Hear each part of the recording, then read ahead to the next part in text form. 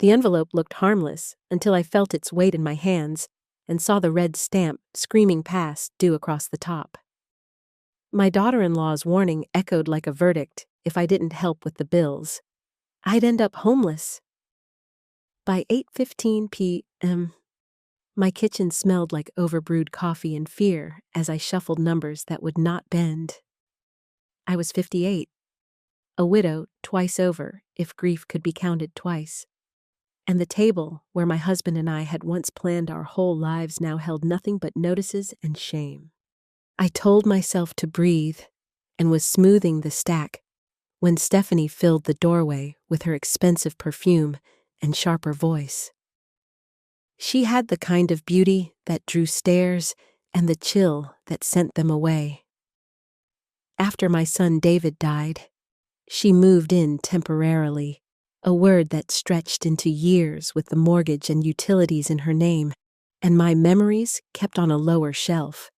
She spoke like a landlord reading a contract. This arrangement was not working. My pension barely covered my own expenses, and she was done carrying the household alone. Half of everything. She said the mortgage, the utilities, the groceries, the insurance, $1,800 each month. I tried to explain that my pension was only $1,100, that I could contribute more in time than money, that I could take on tutoring, that I could sell keepsakes. Her face did not change. Either I found the money, or I found somewhere else to live in 2 weeks.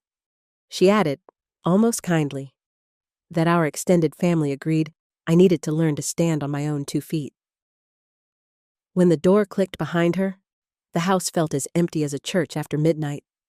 The next morning, by 10:00 a.m., I sat across from a woman named Linda at the county employment office and watched her eyes soften as she scanned my resume.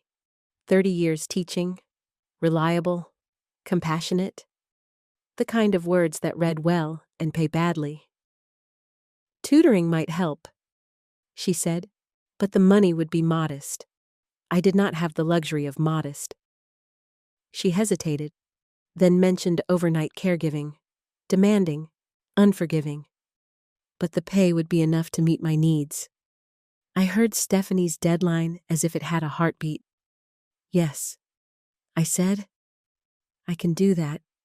By 8:45 p.m. the following evening, I was inside a glass and steel estate high in the hills, a palace designed to impress daylight and terrify the dark.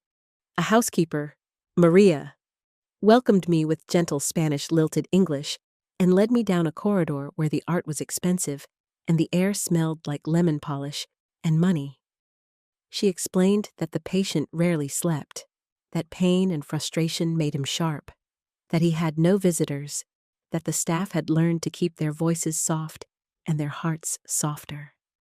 2 years earlier, she whispered, he had survived a car accident that stole the use of his legs and sliced pieces from his memory. His lawyers managed everything. His past was a locked room. He corrected me when I called him Mr. Richardson. Richard, he said, as if daring the word to warm his name. He was in his early 60s, with storm-colored hair and eyes like flint. I had spent a lifetime reading the moods of students, the grief of parents, the awkward secrets of colleagues. His expression was something else, brittle pride over raw hurt. He snapped when the blanket tugged his hip wrong. He sighed when the pain receded. He watched me as if measuring whether I would flinch or flee. I did neither. I poured water, arranged pills, adjusted a lamp, learned the rhythm of his breathing. Sometime after he dismissed me with a curt nod that felt more like permission to keep trying.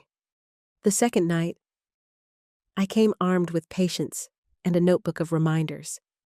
At 9:10 p.m., I checked the pill organizer and counted doses against the chart like a ritual. He asked for help transferring from chair to bed. Routine, I thought. until I moved close enough for the lamplight to lift the shadows from his face. The bottles slipped from my hands, clattering across the floor like a chorus of tiny hammers. It was a face I had kissed goodbye the morning he left for a business trip to Germany 3 decades ago. A face I had identified later by dental records, because grief is cruel and bodies don't always cooperate. A face that had appeared in my dreams every year since 1992, always turning toward me, but never speaking. He studied me, irritation tilting toward concern. He asked if he should call for help. I heard his voice as if it were coming from down a long hallway, familiar vowels strung across an unfamiliar distance. I said I was fine and knelt to gather the scattered bottles, while my hands learned the tremor of recognition. There were differences. Time's signature etched in the lines at his eyes, and the scar that pulled at one cheek. But the bone structure was my memory's own handwriting, the cleft in the chin, the slightly crooked nose, broken on a high school field, the faint cut through the left eyebrow from a boyhood fall, the freckles along his forearm in constellations I could have traced in the dark. My mind fought the simple arithmetic Richard had died. This man lived, yet every subtraction landed on the same sum. I helped him into bed, because my body knew the steps even if my heart had lost count. He grumbled, then softened, then turned his face toward the window, where the gardens kept their secrets under the moon. When he asked about the accident, I kept my voice even as I wrote the date on the inside of my throat. 2 years ago, on the Pacific Coast Highway, vertebrae crushed, spinal cord injured, 3 weeks lost to coma. Memory came back in fractured shards, business meetings. Numbers, deals, but nothing personal, he said, as if he were reciting a diagnosis he refused to believe. I listened to the cadence of his sentences, to the pauses that used to appear when he was choosing honesty over defense. Somewhere between the pill tray and the lamp switch. I knew the truth I could not say aloud. The wheelchair-bound billionaire who signed his name as Richardson was my husband. Richard Worth, the man I had buried in a cemetery with a headstone that still carried my flowers every month. I left at 6:05 a.m. The sunrise burning the edge of the hills and the steering wheel slick under my palms. I drove past the exit for my street and kept going until the road leveled out and the first open library sign flipped like an invitation. By 9:30 a.m., I had a stack of public records, a financial ghost who became a tycoon 15 years earlier, a man who didn't exist before then, a paper trail of investments and shell companies that read like a reinvention manual. When I searched my husband's name, the obituary was exactly as I remembered beloved husband and father. Funeral at St. Mary's, burial in Evergreen. I pressed my hand to the cool library table and counted backward from 10 until I could trust my breathing. If the man in that house was not Richard, the resemblance was a cruelty.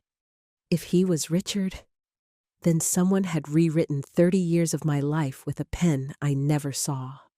That night, I returned to the estate with trembling resolve and a plan no sturdier than hope.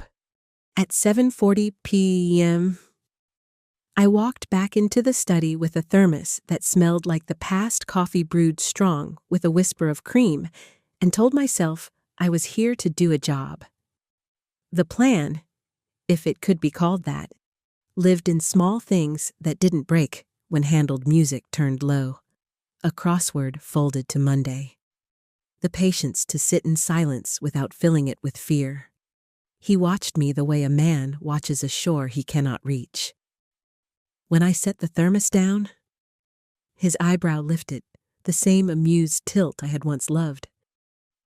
"You don't have to play hostess," he said. "I'm perfectly capable of enduring quiet." I poured anyway, and the first sip softened something around his mouth. "It tastes familiar," he murmured. more to himself than to me. By 9:10 meh. Strings floated from my phone speaker Pachelbel's canon, our wedding march, chosen because we had believed in steady, repeating lines that built into something larger than two people. He stilled, eyes narrowing not from pain, but from pursuit. "I know that," he said, slow as if the admission cost something. "It feels like sunlight through a church window and rain." I kept my voice even. "It is popular for weddings." He tasted the word. Wedding. He let his gaze drift to the window where night pressed its forehead to the glass. "There's a happiness in it, and a loss, like remembering a perfect day that ended badly." The room held its breath. "Perfect sense," I said softly, because anything louder might break the thread he was pulling. The nights bent around a new shape. At 10:30 p.m., I would set a crossword on his lap, and he would work the clues until his frustration with his legs cooled into satisfaction at a filled grid. I told him careful truths disguised as anecdotes from my first marriage, the cracked yellow paint in the kitchen, the herb garden that refused to die. The way my husband had believed a good day began with humor. He smiled then, the first honest smile I had seen from him. "That's not bad advice," he said, and his voice wore a memory's weight, even if his mind refused the picture. 2 weeks in, near 1:05 a.m., habit ambushed me. I hummed the lullaby I used to sing when David was small. The same simple melody Richard would whistle when fixing the leaky faucet that never learned obedience. His head snapped toward me as if I had called his name across a crowded station. "Again," he said. "Urgent." I sang the first lines, and his hands shivered on the blanket.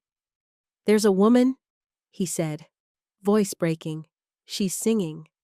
A kitchen with yellow walls. A baby's laugh. Hands on my face." He pressed his palms to his temples. "Whose memories are these?" I folded my own, trembling, into the edges of the blanket and told him what trauma can do to memory. How the mind will protect a wound by hiding it. "No," he whispered. "Not in refusal, but in recognition. This isn't borrowed. It's mine."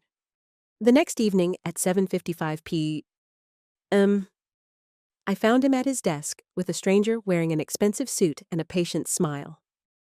"Margaret," Richard said, gestures crisp in a way that told me he was bracing himself. "This is Mr. Patterson, my attorney." Patterson's handshake was the kind that manufactures confidence. He opened a leather folio and placed a document on the blotter as if presenting a verdict. "We've been researching your intuition," he said, each syllable polished. "There is a death certificate for a man named Richard Worth in 1992. Verified by dental records. Burial at Evergreen Cemetery." He slid a second page forward. "And there is also a 1993 California driver's license for one Richard Richardson bearing this face." I stared at the photograph. My husband looked out at me a few years older than the last time I had kissed him goodbye. Alive in the flat light of a DMV camera that does not flatter or lie. "Where did you get that?" My mouth was dry. "Public records," Patterson replied, along with a notable cash deposit into a new account in 1994, large enough to launch a business quietly and live without questions. "It suggests a reset, not an accident of fate." Richard's eyes were fixed on the photograph with a shock that felt like grief, learning it can still be surprised. "I don't remember taking that," he said. "There's nothing in the 90s. It's like a closed door. The quiet stretched between us like a bridge." I crossed it. "My first husband was named Richard," I said, my voice steadier than I felt. "He left for a business trip to Munich at 6:40 a.m. On a Thursday in late spring, 3 days later, I identified a body they said was his. I buried a man I loved and raised our son alone. The word son landed in the room with the weight of a name. David, he said, barely breathing. I nodded. He died 5 years ago. Cancer. The picture on the desk blurred. I didn't lift my hand to wipe my eyes. I had learned to let tears fall where they wanted. You knew, he said after a long minute. Not accusing, not gentle, just true. The first time you saw me, you knew? I nodded again. What could I say? Richard. You were alive and not, mine and not, a man with pain who needed care more than answers. If I was wrong, I would have cracked both of us. If I was right, I could lose my job, and you could lose the fragile calm you were building. He let out a breath that sounded ancient. I don't want an invented life, he said. I want the truth. Patterson closed the folio with a quiet click. Then we go to Munich on paper, he said. Follow the trail of money and names, see who signed what and why. If this was witness protection, coercion, or something darker, there will be seams. He looked at me, but the fastest way back may be through memory. Richard wheeled closer, the chair humming softly over the rug. Tell me about us, he said, not pleading, but deciding. All of it, the beginning, the middle, the parts you wish you could forget. If anything can unlock the locked room, it is us. So I told him. At 8:25 p.m. I began with a college library and an oak tree. By 9:50 p.m., we were cutting a cake with too much frosting. By 11:00 p.m., a rented cabin in the rain smelled like burnt grilled cheese and card decks. The stories gathered like birds, uncertain at first, then daring to land. Sometime after 12:30, he pressed his fingers to his eyes and said, Horse. I feel it love like a tide and guilt like a stone. The guilt is tied to leaving. I didn't just vanish. I chose it, or I was made to choose. The room seemed to tilt. Patterson's pen stopped moving. Richard opened his eyes. Whatever I did, whatever was done to me, I will not let it steal another day. If I am your Richard, I will remember. If I am not, I will not let you live in a lie. I reached for his hand, and when his fingers closed around mine, the years bent. At 7:15 p.m. the following evening, I carried a box of albums that smelled like cedar and old vows into the study and stopped short. Stephanie sat opposite Richard with her ankles crossed and a smile that never reached her eyes. She greeted me as if we were friends caught at a cafe, then angled her body toward him like a shield. She spoke softly, spinning a concern that sounded practiced. Grief can braid fantasy into memory. Caregivers can project what they need to hear. And it wasn't fair to ask a man in pain to live up to a ghost. She repeated fragments I had once confessed in the raw days after David's funeral, turning musings into indictments that youth is fragile, that love is tested, that without our son we might have drifted then found each other again. In her telling, my wondering became relief at widowhood. My sorrow became motive. I watched Richard's posture close in on itself, doubt shading his features. He glanced at me as if searching for a lighthouse in fog, and then away again, ashamed of needing one. I set the box on the desk and opened the wedding album to a photo where frosting smudged my wrist and sunlight lacquered his hair. Look at our faces, I said, keeping my tone even. Not the clothes, not the cake. Look at the way we are looking at each other. He studied the picture a long time. Something loosened near his mouth, then tightened again when Stephanie murmured that images can be forged and context manipulated. I turned the page to a snapshot from the rain-soaked honeymoon, a cabin, an umbrella, a deck of cards, 2 drenched people laughing like fools. He inhaled sharply. "Grilled cheese on the fireplace," he said, surprised at his own voice. "I burned the first one. You laughed so hard you couldn't breathe." The fact arrived like a small bird landing on his palm, so delicate he hardly dared move. He held it there, trembling. "It could be suggestion." Stephanie pressed, leaning closer. A glossy nail tapping the table. "She has been feeding you details for weeks." He looked from the album to me and back again, then closed the cover gently. "I don't know what to believe," he admitted. And it was the kind of honesty that hurts to hear. Stephanie seized it, suggested time apart, suggested I was destabilizing his recovery. She stood with a practiced sigh of pity and left the room wearing triumph for perfume. The door didn't slam. It didn't need to. At 10:05 p.m., Richard asked me to sit.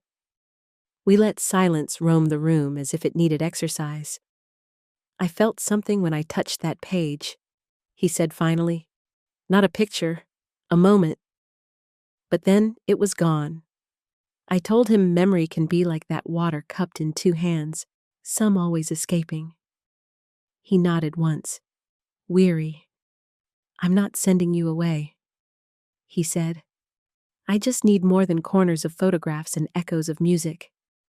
Then we keep going." I answered, because persistence had been the only lesson that ever truly changed my life. By 11:40 p.m., he had taken the album back from me and was turning pages alone, pausing when a smile or a frown surprised him before he could smother it. The phone tore open the morning at 6:02 a.m. "Margaret, you need to get here now," he said, every word clipped and urgent. Stephanie came back. She brought lawyers. I drove in a state that was almost prayer, and arrived to black sedans lined like punctuation in the drive. In the study, 3 men in dark suits surrounded Richard with practiced condescension, speaking of competency as if it were a handbag he'd lost. Stephanie hovered behind them, radiating concern to anyone who didn't know her. They cited an order declaring him mentally unfit, named a court-appointed guardian, and insisted he be removed at once to proper care. The words had edges. Richard did not flinch. "Show me the order," he said, voice even, eyes hard in a way I remembered from long-ago disputes with contractors and long-ago doctors. The lead man hesitated, then produced papers that looked official until you actually read them. Richard looked at me. "Call Patterson," he said at 6:13 a.m., and something iron threaded through his tone. "Tell him to come now and to bring a magnifying glass." Patterson arrived by 7:05 a.m. with the kind of contained fury reserved for men who love both the law and their clients. He scanned the documents, asked 2 dry questions no one could answer, and stepped into the hall to make calls that sounded like levers being thrown. By 7:40 a.m., a pair of uniformed officers stood where the fake lawyers had stood, and a detective with a tired tie was asking measured questions about signatures and seals. The guardian's name belonged to a man who had been disbarred 3 years earlier for embezzlement. The attorneys were not attorneys at all. They were actors with resumes that included community theater and a regional mattress commercial. The orders were elaborate forgeries. The plan, we learned by 8:15 a.m., was simple and chilling. Isolate Richard, rush him into a car, secure signatures under duress, and move money beyond reach. When the detective turned to Stephanie, the sweetness slid off her expression like rain off glass. She protested ignorance, said she had been manipulated, said she had only wanted to protect a vulnerable man from my fantasies. The detective asked why her name appeared on a draft transfer authorization. Her mouth opened. No sound arrived. A minute later, handcuffs flashed dull in the morning light. As they read her rights, she looked at me over her shoulder with a hatred so pure it felt childish. "You did this," she hissed. I did not answer. The officers led the actors past the paintings and the lemon-polished furniture, and the house exhaled. At 9:30 a.m., the estate was quiet, except for Maria whispering a prayer in the kitchen. Richard and I sat across from each other in a wrecked study that smelled like adrenaline and paper. He ran both hands through his hair and let them fall to his knees. "I should have seen her coming," he said softly. "I invited a fox because it was wearing a cardigan." "You were surviving," I answered. "You were doing it well enough to be worth stealing." He stared at the window where the gardens held their morning light, and then back at me with eyes that looked older than yesterday, and clearer too. "While they were threatening to take me," he said, "something unlocked. A door I've been pushing finally opened a sliver." He swallowed, as if preparing to say his own name for the first time. I remember the day I left for Germany. I remember landing in Munich. I remember walking into a meeting I should never have entered, and men explaining the cost of keeping you and David alive. The room shrank around the words. He closed his eyes. "They told me to disappear or they would erase you." He opened them again, and there was a ferocity I had missed for 30 years. "I chose to live dead so you could live alive." The clock on the mantel ticked once, twice, marking the moment we both understood that love had not abandoned us. It had only been forced underground. By 10:15, Patterson had turned my living room into a map room. Phone on speaker, legal pads fanned like sails. He spoke to a federal contact about Munich, to a state clerk about vacating a death certificate, to a judge's clerk about emergency relief that would put Richard's affairs beyond the reach of anyone but the court and his chosen attorney. When he hung up, he looked smaller and more dangerous, like a blade with its light hidden. "First, we document," he said, "affidavits, photographs, dates, the lullaby and the rain and the grilled cheese, whatever opens the locked room. Then we file to rescind the declaration of death, to correct the record, to merge the names a thief of circumstance split in two." Richard nodded, jaw tight. "I'm ready," he said, and his voice sounded like the man who once taught our son to ride a bike by running behind him and never letting go. At 2:40 p.m., we took the albums and my statement to Patterson's office, where a paralegal scanned our lives into an electronic afterlife. I watched my younger self glow on a monitored linen dress, sun-tangled hair, eyes reflecting a promise I still intended to keep. Richard watched, too, a man studying a language he'd once been fluent in. "I don't remember the vows," he murmured at 3:10 p.m., "but I remember meaning them." Patterson placed a gentle hand on the desk. "Meaning is admissible," he said dryly, and Richard laughed for the first time since I had found him. By 4:55 m.m., we were at Evergreen, the late sun combing the grass with gold. Plot 247, Section C, a stone with the wrong story. Richard asked me to read the inscription. I did, and the words trembled but did not break. "I'm sorry," he whispered to the name etched above the dates. "I'm sorry I could not be buried or alive with you. I'm sorry I made silence my home." He set his palm on the granite, and I set mine on top of his, and for a moment There were 4 of us there, the husband and wife who had been, and the husband and wife we might yet become. When we left at 5:30 p.m., the stone did not look smaller, but it looked less lonely. The next days moved like a procession. Patterson filed motions before breakfast, met with investigators at 9:20 a.m., and called at 1:05 p.m. with updates that sounded like a rope being thrown across a chasm.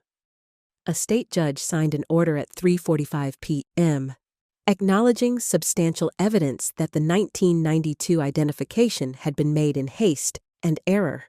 A federal agent confirmed, at 6:10 p.m., that Richard's name had brushed against a sealed inquiry from Munich involving corporate malfeasance and threats made to a U.S. citizen overseas.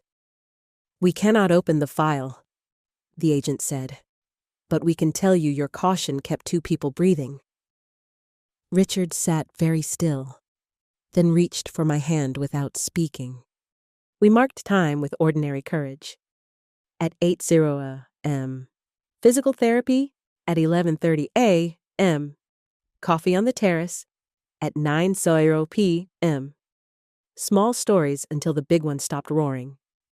He insisted on visiting my house at 2:15 p.m. one bright Wednesday, steering his chair through rooms that remembered his shadow. He paused in the kitchen with the yellow paint, ran his fingers over the nick in the doorway where David's height marks still marched upward year by year, and looked at me with eyes that were new and old at once. "I can't give you back the 30 years, he said, "but I can give you the years ahead without lies." He drew a breath. "Will you marry me again?" It was not grand, not kneeling, not rehearsed. It was better. "Yes," I said, and the word felt like a door opening into a house we had both been building in the dark. Stephanie's chapter closed with the blunt efficiency of the law. By 10:50, one cloudless morning, she stood in a courtroom and listened to a judge enumerate fraud and attempted kidnapping, the scheme with hired actors, the forged orders. At 11:15 a.m., sentence pronounced 5 years. She glanced back once, perhaps to see if I looked victorious. I did not. I looked tired and free. Papers followed papers. Deeds were corrected. The house in my name again at 3:05 p.m. Not as a trophy, but as a place where a life could be lived without permission. Richard insisted on it first, before anything else, calling it restitution, calling it right. 6 months later, at 2:00 p.m., on a mild Saturday, we stood at St. Mary's where our vows once bounced off the same stone walls and returned to us as music. The guest list was small, a few old friends, neighbors who remembered us before grief, Patterson and his wife, Maria with a bouquet of rosemary for remembrance. There was an empty chair for David draped with his college scarf. We did not pretend the chair did not ache. The priest asked the old questions, and we gave the old answers as if speaking them stitched a seam that had been frayed too long.